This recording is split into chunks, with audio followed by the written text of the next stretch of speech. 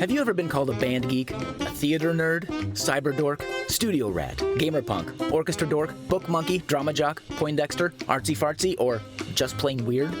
Well then, welcome to Art Nerds. This is the podcast where we sit down with our nerdy friends, embrace our inner geek, and celebrate our art.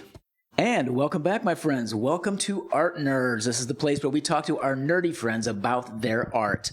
Today at the table, I have a couple of friends who are, in my opinion, geniuses in their weird and wonderful way, and they are both smirking at me in derision right now. These are my friends Cindy and Tom Adamek. How are you guys doing today? Very well. Thank you. How are you? We're doing quite well, First question, right out of the mark. What is your art? Okay, Tom has volunteered me to answer this question first. When I think about what my art is, it's organization. If that is an art at all, is being able to organize a bunch of different things at one time and bring them together in some sort of usable form for casts and directors. Right. And you're amazing at it. I would say more of a project manager where here's a bunch of things that you need to do, and then she has to stay within a budget. And then when it's showtime, now the skill set has to, so everything has a place to be on the table and everybody watches it, and she's got to communicate that so the actors don't have to think. It's just impulsively they go to the spot, and she's really, really good at it. Yep. And I agree. And Tom, how do you fit into this? Because you're here for the same reason. Cindy's hired me. I'm the hired help. No, what happened when our daughter was in school? Cindy volunteered to do summer plays and do high school plays. And my daughter was good, but when you get one, you get us all. So Cindy did the props, and to stay within the budget, she would come to me and say, "Hey, can you make this?" And that's how it all started. Going back to Anything Goes. Yep. I think I made a wheelchair, like a 1920s wheelchair. Really? And that was a sweaty job. We were in the garage doing that in the middle of the summer, but it started there. And then as word got out, I guess people started wanting to hire Cindy, and it's grown from there. And that started when Alex was probably 5th grade, 6th grade. Yeah, so. 6th or 7th grade, and she's just graduated college, so you can know the timeline there. So just for the audience, Cindy and Tom are known in this community as master prop makers and properties managers. Props meaning for the stage and for the theater. These guys come up with all of the stuff that we handle on stage. And I met them. When did we, Cindy, when you and I met on, was it She Kills? Was that the first time we worked together? No, we worked together on Young Frankenstein you designed the wigs. That's right. And I did the props. That's right. And then this past fall on She Kills Monsters when you were the director. That's right. And what I love about these guys' work is that, like I said, they're great at keeping us as actors calm when it comes to at least this facet of the show, and then they're great at coming up with the weird stuff. Okay, which I think is part of where your brilliance lies. So, when you're directing and we work together with She Kills Monsters, you're directing and you got a gazillion things to think of, right? And the last thing you want to think about is the props. I mean, it's important, but you got so much more moving parts. And I try to provide, from my aspect is I want to create something that you're happy with and don't have to worry about. And I make a lot of independent decisions because you're so overwhelmed. And every director we've worked together with is overwhelmed, and it's like, yeah, kind of do it. I'm paraphrasing, but so I try to give something beyond what they're asking for. So That's kind of the goal, And I'm always the person at home going, no, that's too much. That's not what they ask for. And you're the person that pushes a little bit and says, no, this will be great. Just wait. It'll be great. And you're always right. Okay. Right. Now, I've heard that argument from both of you separately. Sometimes from Cindy, it's, no, we have 3 days. It's time to put the brakes on. That was a SpongeBob. We just did SpongeBob the Musical, and Cindy and Tom did the props for that, which I don't think there was a single thing, well, small stuff that you could have found and bought, but... A couple things that I bought, but... The majority of it, I mean, there's a lot of Most of it that we bought, we altered in some way. Like the spatula was a pizza... Oh, a pizza spatula that we cut holes in. And when I say we, I mean Tom cut holes in it to make it look like a spatula. We as a team. Yes. But the part that I enjoy about this too is we have like the spatula, and it's everything. You have this item, and how are you going to get there? And I think theater, my view of it is everything needs to be oversized. You can't have a real spatula. You need everything big. It needs to be huge, right? Yeah, and just so the guy, my vision is the guy in the back row knows exactly what the guy's holding in his hand. And this spatula is huge. I'm like, what am I going to do? And I may spend a week flipping through, Facebook Marketplace or whatever to find this inspiration. And then I land on it. And I somehow stumbled upon a pizza spatula, and I just had to cut holes in it so it kind of matched the thing. But it was massively oversized, but everybody knew what it was. But it was perfect for the show. Yeah. And that's part of the fun for us and like our family as a whole is we sit around and we talk about what are we going to use for this. When Tom went to construct Gary the Snail for SpongeBob, we spent weeks walking around stores looking at things, saying, what are we going to use for the shell? Will that work? Will this work? I mean, how many aisles did we walk up and down? I was in hardware stores, garbage cans, lamps. Yeah. I'm driving down the street. I'm looking at things. It's just amazing. Yes. Yeah, but I'm trying to get some of your best stuff. Oh, I know. What could be this shell? And that's the part that there is nothing like this before. So in that particular myopic view, I used a tire from a car and filled it with insulation foam, and that became what is known as Gary the Snail's shell. So, and nobody would know. And I didn't want it to be perfectly round, so I oblonged it to kind of hide it a little bit. But yeah, nobody knows that. Nobody would have. Yeah. Having seen it, nobody would have suspected. Yeah. There's a tire in there somewhere. And I always start, like in that particular case, in every case, is what is Broadway doing? I kind of want to, and I try to get it close to that. And in this particular case, I saw what they did. And if you put the Broadway one next to what I created, they're very similar looking.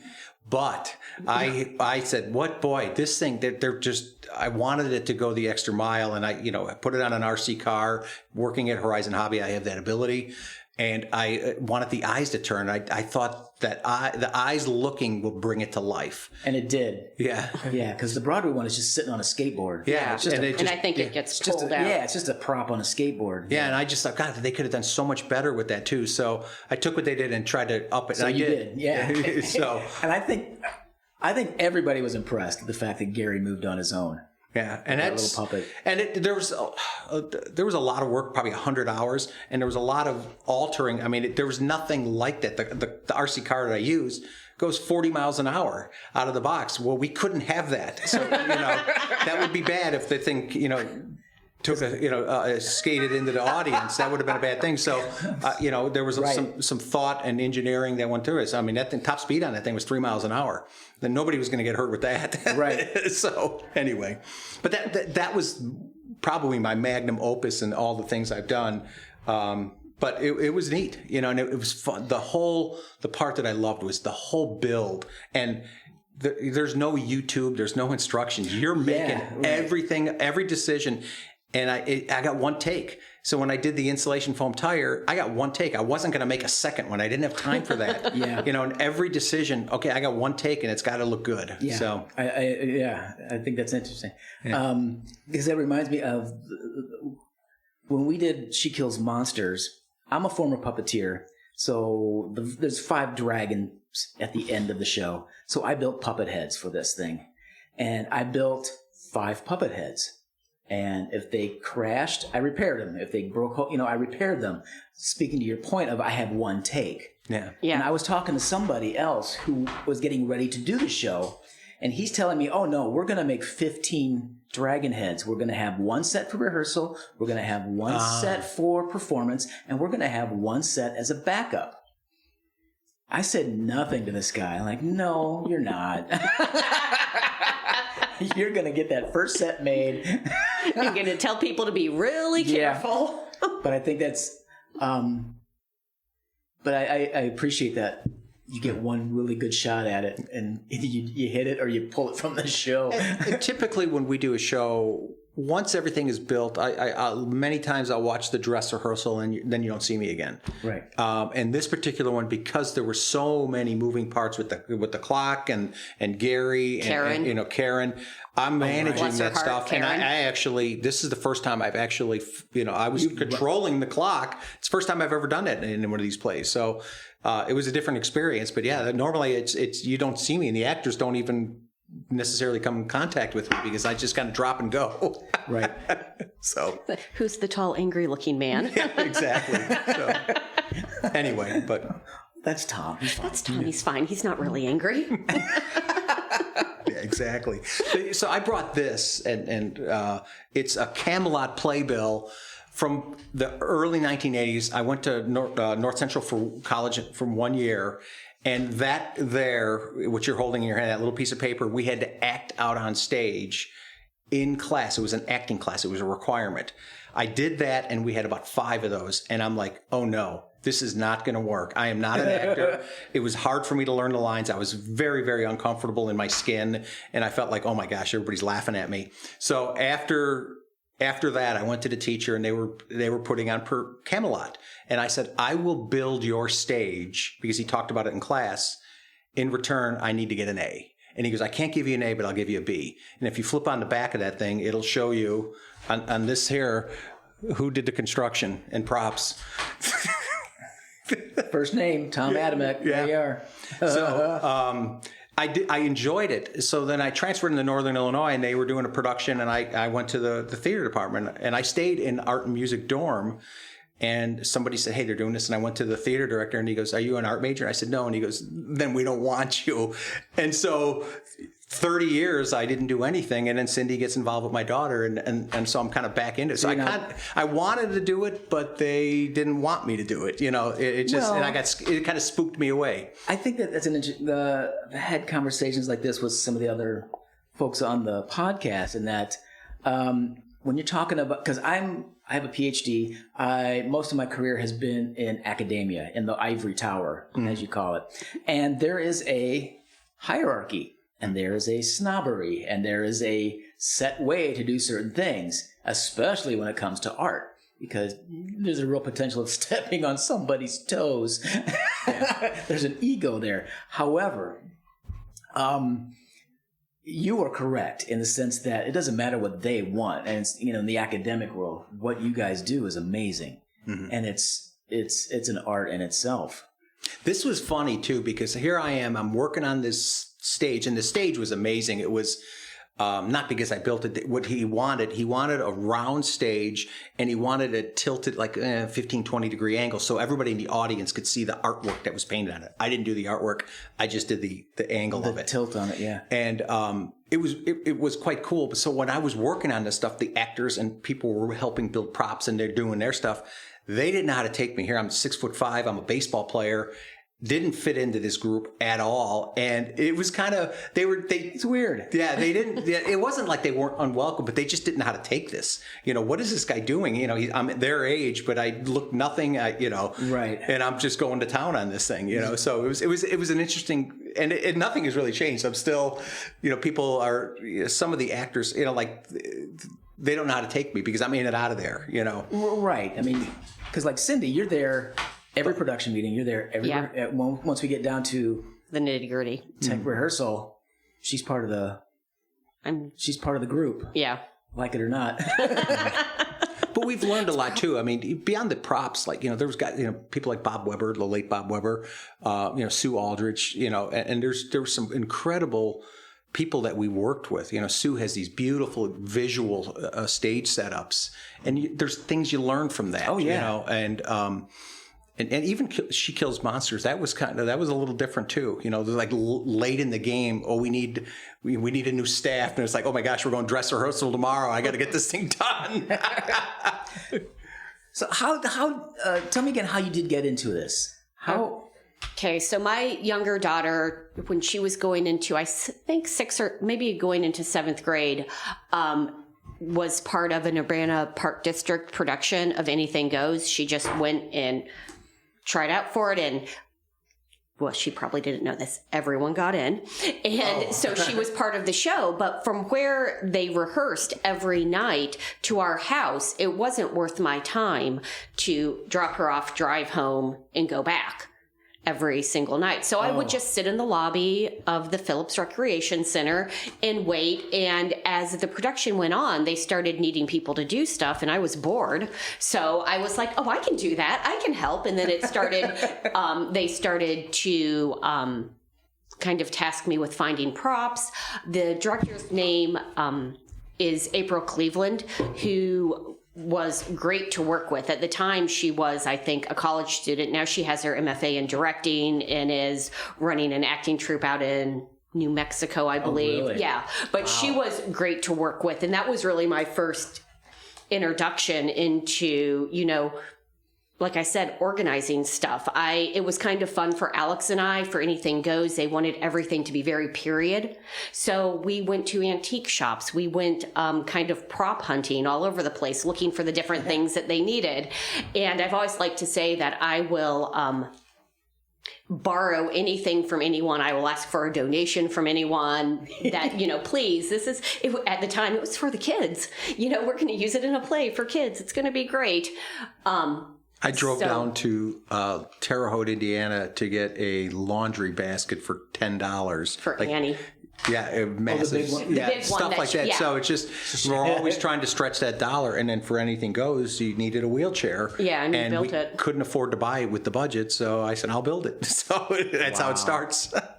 Yeah, but so working with April and just kind of hanging out. And then the next summer, she asked me if I would do it again. And then it was just really from our daughter being involved in plays One that show. yeah.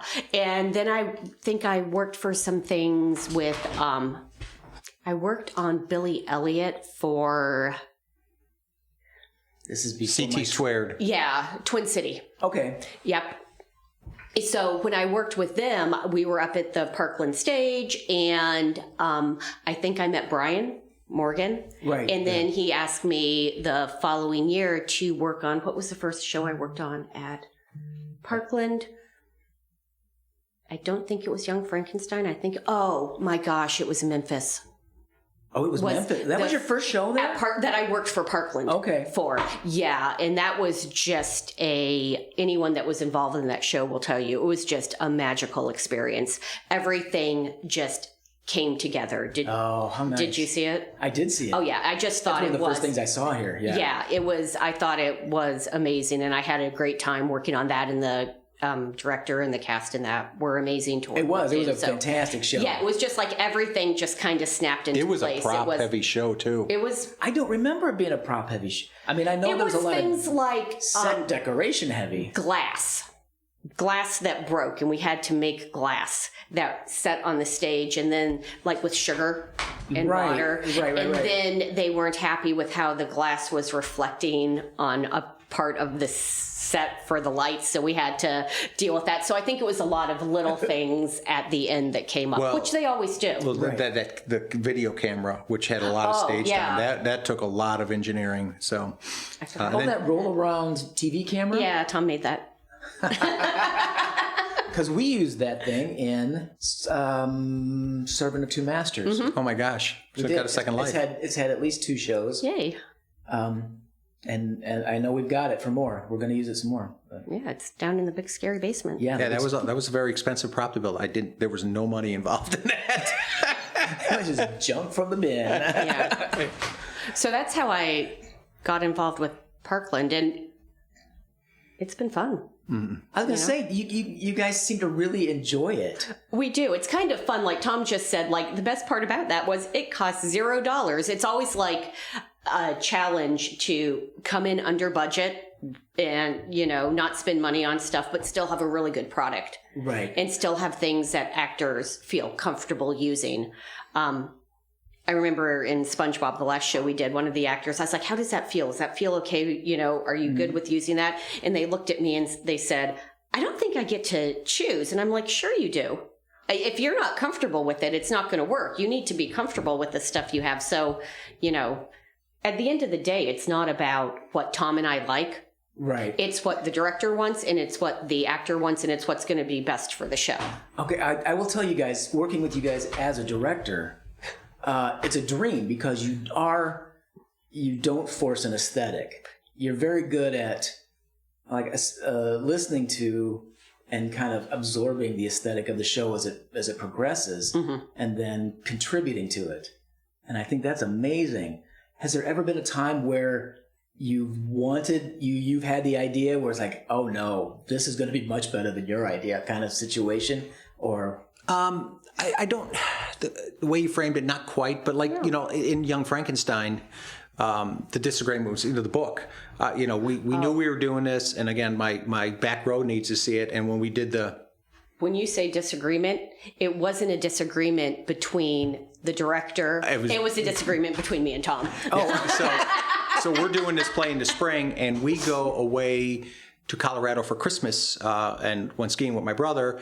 And I was working on this book because I don't want to ski because I injured my knee years ago. Anyway, so I'm working on this book, and it was massive. You remember it. And we used it in Spongebob, too. Yeah. We recycled it, but it is ridiculously busy. It's close to 3 feet tall, 2.5 feet wide. Yeah, I think it's 29 inches tall, massive. And it's huge. How I did it, I wanted everybody to see it. And I tried to do an exact replica of the original, what you saw in the Gene Wilder play. And I nailed it, and there was nothing. I found a couch on the side of the road. I cut the back off of it for the leather binding. I had when I did hardwood flooring in my house, there was like a paper, and it's like a thick paper. I didn't want it to rip, and that was the pages. And then the tip off, the tip in that one, if you open it up, the actor's lines are in there, and he could read them.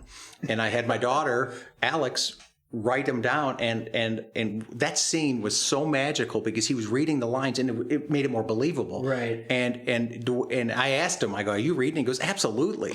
But it just made it fun, and that's quite frankly, that is the only prop that we have saved. Mm-hmm. Everything else has gone away, and we've kind of kept that one. This massive book. The rule is once it leaves the house, it's not coming back. Fair enough. We let him go. Because after this, how many? It's been 2 shows now. No, how many years have you been doing this kind of? Long time. 10. Yeah. Yeah, I would say 10 years of prop collecting and building would be ridiculous. Yeah, that's not a stuff in the basement kind of collection anymore. I never expect any of this stuff to live on. Once in a while, you mentioned the camera, it lives on, and that kind of makes you feel good that all that work. But in all reality, it's the nature of the business. Yeah, it's got you can't. You could say something small, it's cool, but it's got to go. Yeah. And some of the stuff I made, like the wood chopping machine for Beauty and the Beast, that had to go. Right. It was bigger than this table. Yeah. And it drove. So. Really? And wow. I have not seen this piece at all. They used it when Central and Centennial did Beauty and the Beast at the Virginia Theater. Okay. Several years ago. Alex was in high school. Yeah, so after that production, they shipped it off to Kansas City, and I think they sold it. And a couple of years later, in like 2017, late in 2017, I got a phone call for the director in Muhammad, and he goes, "I heard you have access to it?" And I go, "No, it's gone." And he goes, "Could you make another one?" And he goes, I can't afford to pay you much." And I said, "Don't worry about it." So, and I was in the middle of some work drama at the time, and I said, this would be a good diversion. So I built this thing, and I brought it out, again, you're hand holding it to make sure nothing breaks. And after, he goes, "How much do I owe you for this thing?" And I said, $20. Don't worry about it. So I built this massive machine, and that was just the cost of a cup paint and stuff. Yeah. I mean, anyway, so it's just, and you use your resources. Sometimes I'll contact people on Facebook Marketplace and say, "Hey, this is for a play. We have a low budget. Can you donate it?" And a lot of times they say yes. Oh, interesting. Yeah. Yeah. Okay, I want to go back to the book. You said this was the only disagreement between. I want to finish this conversation because I'm curious. You finish it. Chelsea is a great director to work with, and when we did Young Frankenstein, she said, "I want everything to be comically big." And I said that to Tom, and he starts talking about how big this book is going to be, and I'm like, "No, that's too big." And he's like, "No, it won't. It'll be great." I'm like, "It's going to be too big. I was wrong. It was great. And we went back and forth about it being too big and not too big, and you won. But it's always that. It's always, everything has to be too big. I mean, Anyway, but she kills monsters. It did, because it was such an intimate audience in a smaller in the black box. Yeah. You didn't need to do that, but for the bigger theater, you want to see it. What does he have there? I think that gets lost. So right. We did over the summer. We did an original score with Kenny Chumley. Is that right? Did I say it? And Kenny wrote this, kind of a Wizard of Oz take. It was 100 years into the future, and everything changed. And we had almost 100% creative. I mean, there was no picture. There was pictures from the original. But there's some of the stuff which we just had to make up, and that was kind of fun. Yeah. There was no rules. There was nothing. It was just make it up because this is original. So it was fun. There was no like production design or very little. Some general guidelines, the script. Right, but some basic parameters, but they just let you go at it. Absolutely. Was that? It was fun. It's when our neighbors probably thought we were crazy, and we had they needed a green throne, so we found, where did we get that chair that we spray painted? We spray painted a lot of stuff green in our backyard, and our neighbors probably were wondering in what the was original going on. movie, they had the monkeys had those pitch forks. Those were great. Yeah. Yeah, I made like 6 or 8 of them, and they're in the backyard. And as I'm painting them, my neighbors probably think, "What is going on over here?" As we have the spears stuck in the ground in the back. But okay. Go ahead. I was going to say, which begs the question: what's the weirdest thing you guys, versus maybe what is the most difficult or easiest? What time-wise, the wood chopper was probably that consumed the most time, and it literally took up a parking space. It was that big? It was half the size of a car. Wow.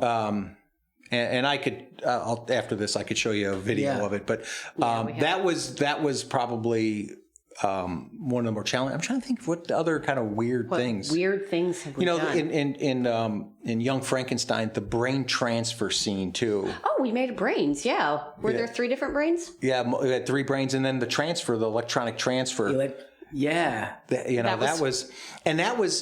was again. We kind of had. She mentioned that she wanted it to look like the Back to the Future, the Doc one too. Doc And if puts you that thing on his head, that's where. So they were strainers that we. But they weren't just strainers. Well, no, they had stuff coming off them. It's twirly things that they moved had on. Batteries and lights. And it was... it was great. Okay, I will tell you this. I designed the makeup for that show, and I designed and built Frankenstein's flat head. And the first time you guys brought that out and put it on, it was like, oh man! They just slapped that on that flat head thing he's wearing, and I thought I'm gonna have to make another one.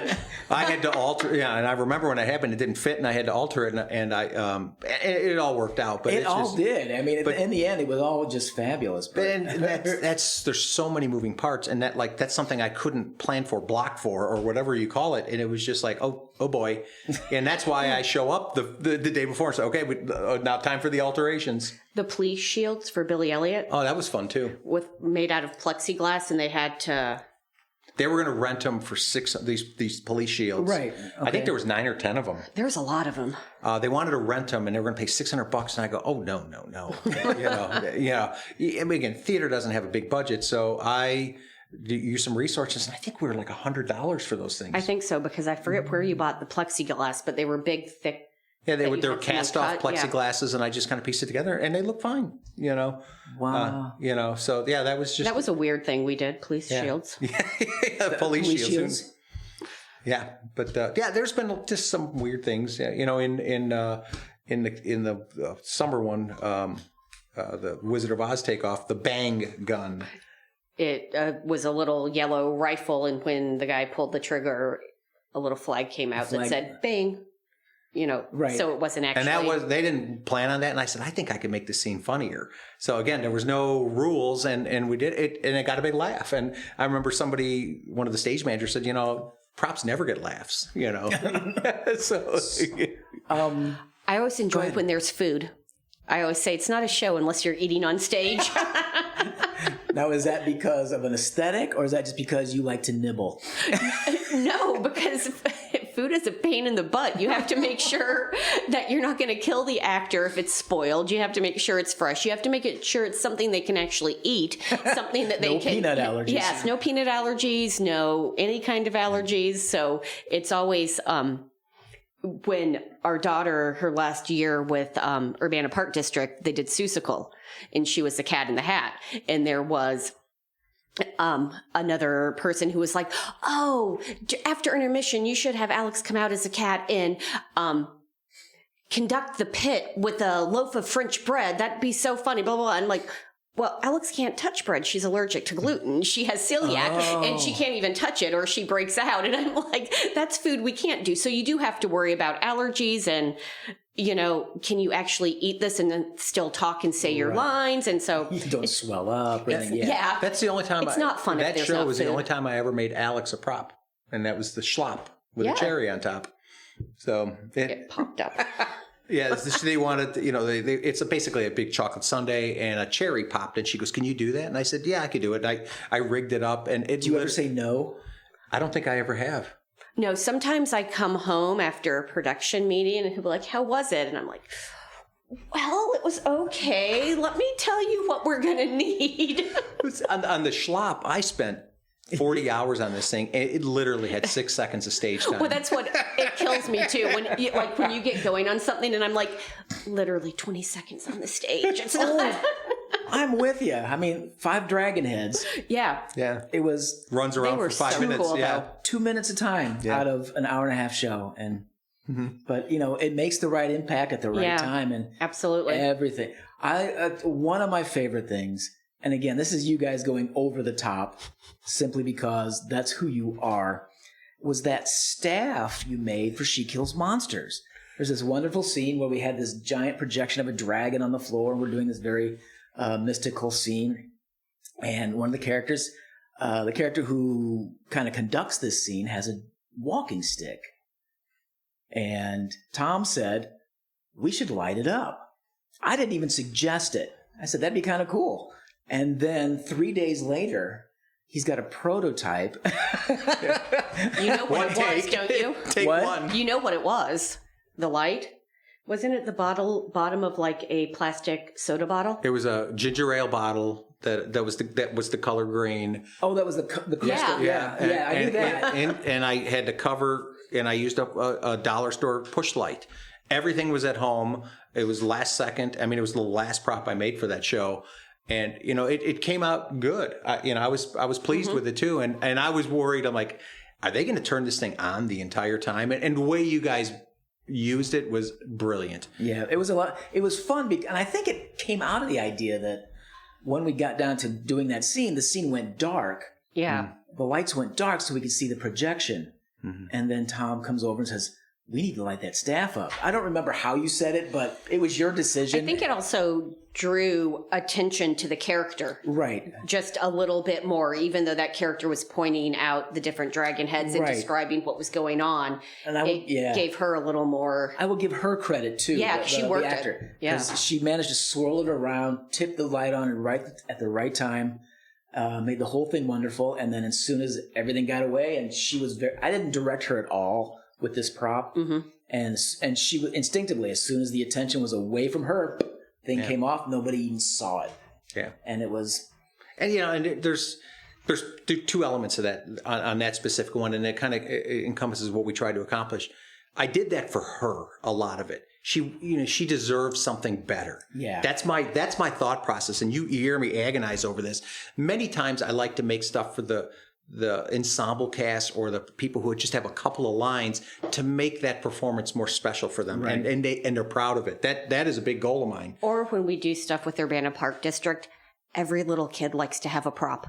Yeah. No matter what it is. I always try to make sure every kid has something that they can be like, this is mine and I need to take care of it and I need to have my character do something with it. And so I think that also helps like feed their like, oh, theater's fun. This is something I want to do. Yeah. To really make them, especially when you're doing a big show where there are a lot of little kids who are ensemble members, I think it makes them feel more part of the experience and part of the cast, even if Right. they're not a principal role. Right.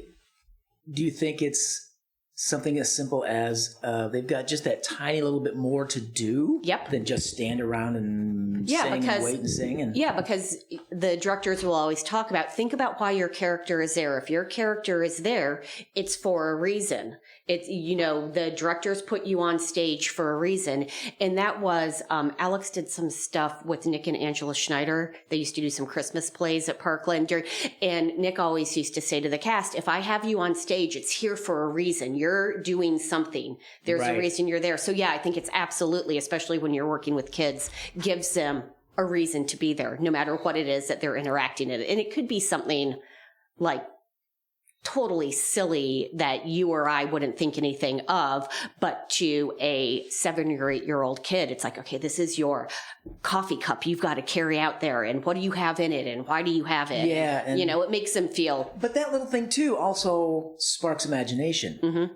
A little kid coming on trying to be an old man, but if he's got a coffee cup or a newspaper or something simple. Yeah, something's, and it doesn't have to be big, but if they have something, so that's, you're talking about, when we do stuff and we think about what we're going to give people, we want the actors to be comfortable and we want them to, And on the staff, I wanted it has to be easy to use. It can't be complicated. And I had to drill a hole halfway down the staff and have a switch in there so she had easy access to it. So it wasn't noticeable that she's reaching and shutting it off. So it just takes a little bit of critical thinking. So, but still, I think I really, really appreciate the notion that you're, especially that staff and the actor, her name is Zoe.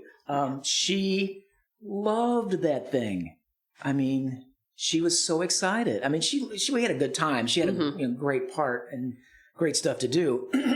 But that staff, I mean, it set her off. And then she had such a good time with the rest of the show because she had that one moment. She had that staff.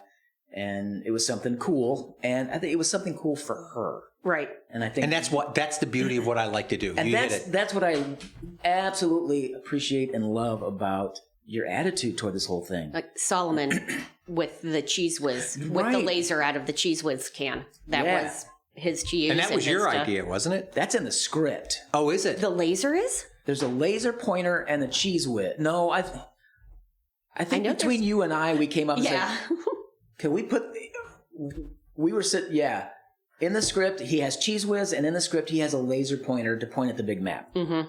And I think somewhere in a production meeting conversation, Cindy and I said, we'll just put the laser in the Cheese Whiz. It'll be great fun. That's one of those times I went home and I was like, hey, guess what we talked about?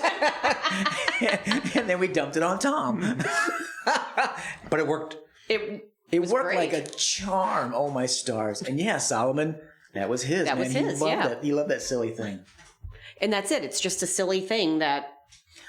Yeah. He these actors, all of them, they work so hard, and they deserve it. That's kind of they deserve something that they could, that it just brings the performance better. I mean, that's kind of my mission statement on this stuff. Yeah, and I say that every time that I talk to a cast and I'm like, hey, I'm Cindy. I'm going to be running props for you.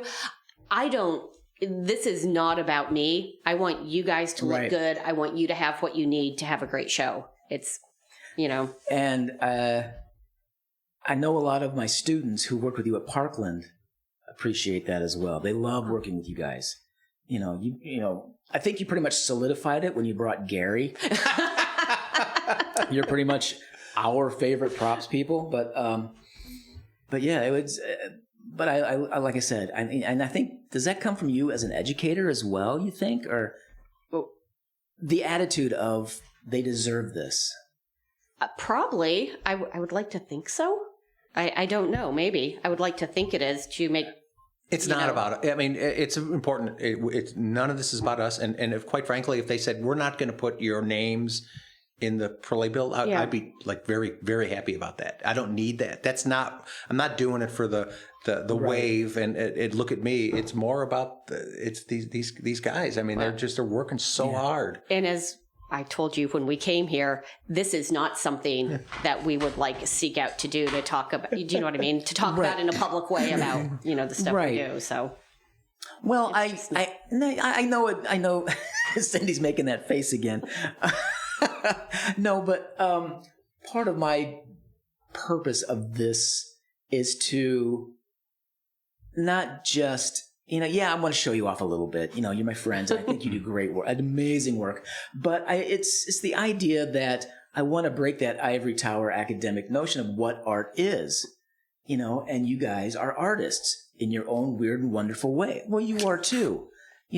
How you handle us as a cast, as directors, how you, the ideas that flow out of you guys. I don't care who builds what and who gets what. Mm-hmm. As a team, you guys are amazing. So I think, and that's why you're here, because I want to put your artwork on the table and say, this is art. And that's, not so much to, like I said, I'm not here to try to get you guys to go pro and start a warehouse and rent, but that kind of thing. Well, we were talking about before we came here, like, how did we get involved in this? And we were running down the huge, amazing list of people that we've been privileged enough to work with in this town. And it's all been amazing people, starting, Bob Weber. Bob Weber Mm-hmm. was amazing. April Cleveland as a director, Jen Heaton as the choreographer in that show. She was amazing to work with and, gave us lots of positive feedback. Nick and Angela Schneider, Bernie Wolf, who was the former Brian. Oh, right, at Parkland, yeah. He was always very, kind and let us do stuff there with other companies. The list goes on and on of people in this town who've been really, really nice to us and learn. That we've learned from, that have let us be part of Stuff was amazing. I learned a lot from John. I don't know if you know him, but I don't know him. He was professional. He went to school for this, what I try to do. And I'm building stuff wrong. He would build it out of styrofoam and it'd look amazing, and I'm building it out of wood. Right. So, in terms of prop building, do you think there is a wrong way to do it? Or a right way to do it? Safety's got to be first. I was just going to say that as long as it's safe. Yeah. Because that's what... my number one. It's got to be safe and it's got to look good. Yeah, I think that's for everything we do in theater. Mm. That's down to costumes, props, scenery, what have you, lighting, sound. It all has to be safe. But when I build stuff, and I don't build stuff the way on the scale of you guys, what you guys do, but I'm always at the point of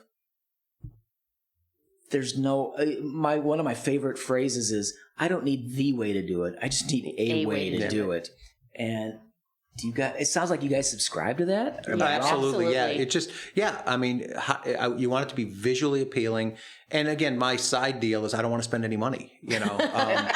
I get. I'm not formally trained in any aspects where, if you go to Broadway, they're using styrofoam and I'm using actual wood, but I didn't pay anything for the wood. I garbage picked it at the local store who's throwing out 5 pallets, and I'll break them up and all of a sudden, Karen, and Karen, the Karen on stage I thought was visually appealing. And that's the other thing too, is, for something like that for little kids, I wanted to look exactly like the animation, right? Because kids, I don't like when things change, like when Batman, from the 80s had this, they changed his uniform, and I'm like, I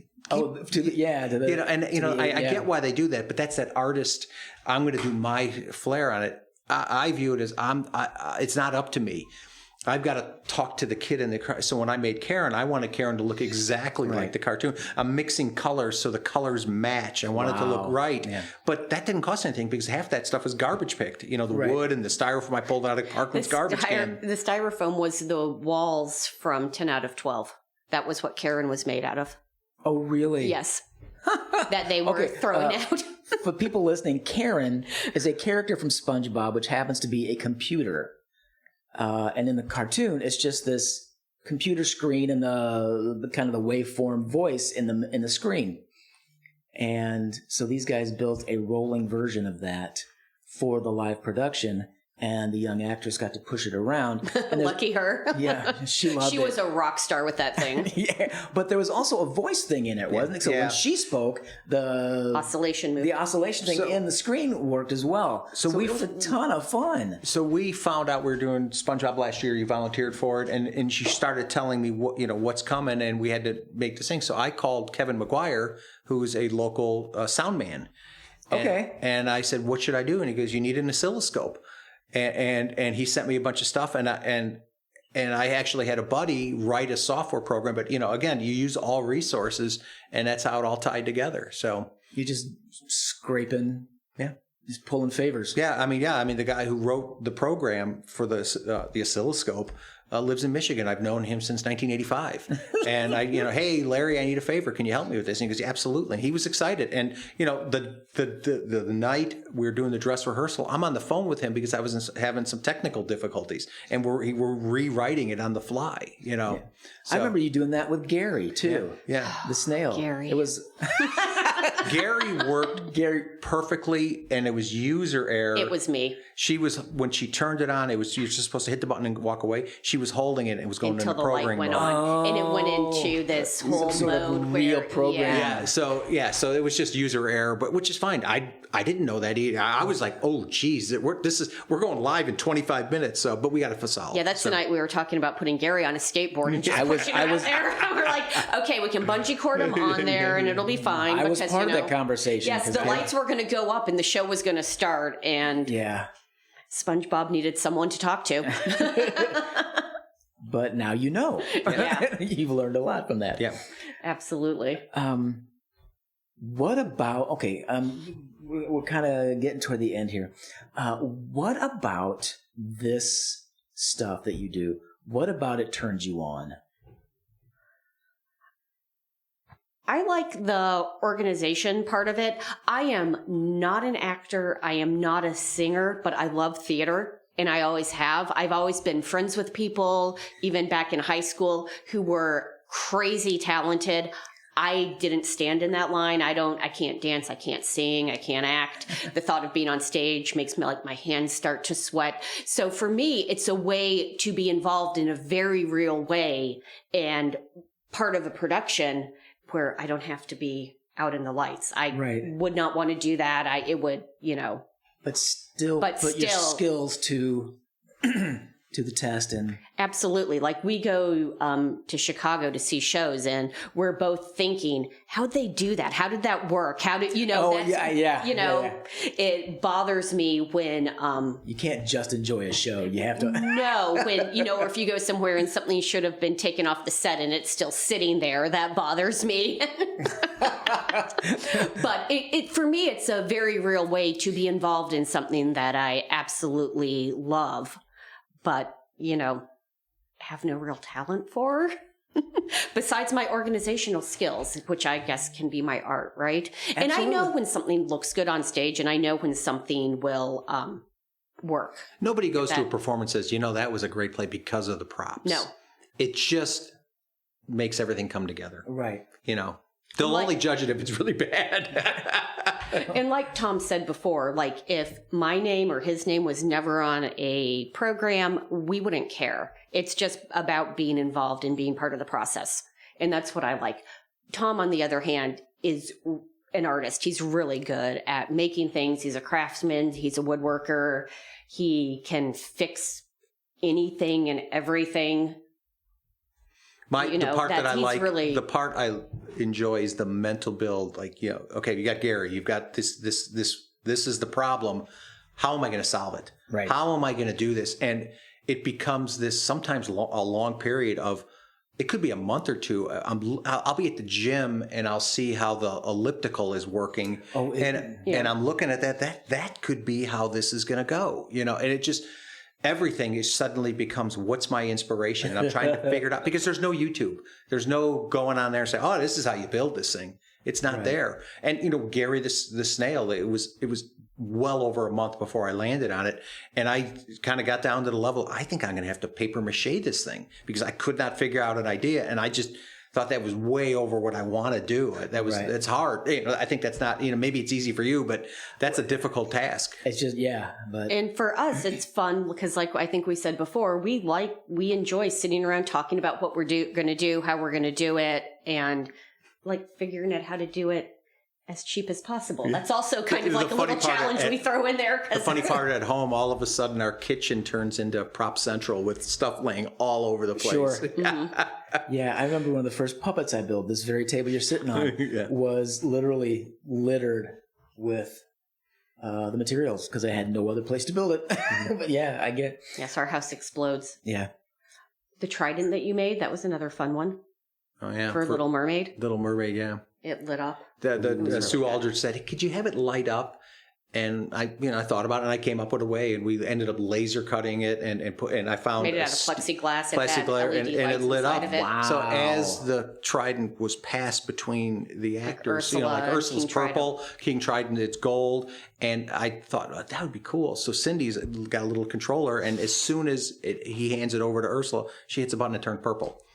Oh, see, so that was fun. I forgot about that. Yeah. See, but that's what I mean by calling you artists. Those kind of thought processes, those little touches, those little tiny steps, just turns that into something marvelous. Yeah, and you don't want to be in hate. Mike, what do you want for this? What do you want for this? I don't have time for this. Just do it. So we try not to be that director, but I know I am. Like that. No, I mean, you got so many other movies. You don't need to worry about it. So give me a little direction and we'll run with it. Yeah. And that's kind of the philosophy. But no, to your question, it's the whole process of how am I going to create this thing? Solver. Yeah, it's fictitious, especially like, it's a cartoon and you're trying to bring it to life. So I guess sometimes we bring animation to life, and I want it to look like the animation, like in Gary, that's an animation. Right. So, but I think as soon as that thing rolled on, everybody knew what it was. And, oh yeah, it's unmistakable. Yeah. Unmistakable. Anything about this turn you off? Standing in the garage at 2 a.m. to hit the deadline? No. Deadlines in general. It was interesting. For when Cindy did Billy Elliot, they brought in Donnie, and so he comes in the last 2 weeks. Was that Billy Elliot? Yeah, Donnie Kerr. He was in the original Broadway cast. Oh, really? Yeah. So he directed like the last 2 weeks. So Mike Galloway did everything, and then 2 weeks to go, he steps in and he's a professional, and he's talking to all the actors like they're professionals and expected their commitment like the professionals on Broadway. I find that fascinating. But it was like, Cindy, I need this. And it was just like, and Cindy's going, okay, basically, okay, boss. And then she comes home, Tom. And it was like that last 2 weeks was brutal. I think every show is like that, though, because there's always stuff that comes up, and we know this now. Yeah. There's always stuff that comes up where people say, well, what about this? And the answer is, I'll have it tomorrow. Yeah. Because if it's We're something, scrambling. Sometimes it's stuff that's never been mentioned before, and it's like, yes, I'm happy to get that for you, and that's the answer, because that's what we're here to do, is to get the stuff people need. So that can be stressful, but it's not unpleasant. No, it's not. What I've learned through these 10 years is these big things like Gary and Karen for this specific play, they have to be done weeks before the end, because I have to build in for this last second, hey, Cindy moment. Yeah. Which is fine, but that's just the nature of it. With Karen, it was kind of fun because the actor in the rehearsals was basically doing a stick on wheels with a drawn on oscilloscope, and she had no idea what she was going to get. And it shows up, and she's like, I had no idea. Because it was bigger than she was. It was taller than she was. Yeah. And that's fun, and I think she was proud of it too. She liked it. She was definitely like, I have the coolest prop on stage. And it was a pain in the butt to lug around everywhere. But like I said before, she was an absolute rock star with it. Yeah, she's a good actress. Cool as a cucumber, just did whatever she needed to do. Yeah, lugged it across the stage. But no, there's really no unpleasant. I mean, if I think the hardest part is the stuff that potentially could break when the last night or the second to last night when the clock failed. That's stressful. Yeah, and there's no fixing it in the middle of the production. And the second act of the second to last night, the doomsday clock was done. It died. It was doomsday, but yeah, that's probably the worst part. You're holding your breath on some of this stuff because some of the stuff is MacGyvered. It's duct tape and spit. I feel that way. I try to make it better than that too, but yeah, again, you only have one take. Someday there's just no control over it. Yeah. Yeah. And that's theater, and the actors do really, really well. If something doesn't work, they just roll with it. Karen, the first night, the batteries died. In the second, like with 5 minutes to go in the performance, the battery died, for the monitor. And I'm like, oh boy, and it just. And then there was when Plankton would go in, he had a scene where he kissed the monitor. Well, he went for it and he pushed, it was a TV screen that we were using for the monitor. He turned it off. And she texts me, there's something wrong. Something's wrong with Karen. Get back here fast. and Plankton just turned it off, is all he did. He got a little too aggressive. Intimate with the monitor. Got into it, did he? So, he was in the moment. No, but I mean, that's unavoidable. I mean, as a director, you have to just roll with it, you know, but if that's the worst of it, I think you're doing okay. Yeah. No, if we didn't like it, we wouldn't do it. Right. You know, I mean, this is, you know, it's volunteer work, but yeah, it's fun. You know, it's rewarding for us. There's no question about it. I mean, we're doing it for the actors, but we obviously get self-satisfaction. Well, yeah, you get something out of it too. Yeah, it's fun to create, and it's just fun to see them. And it, you know, like the stupid umbrellas that we did. That boy, we talk about walking into success there. The jellyfish.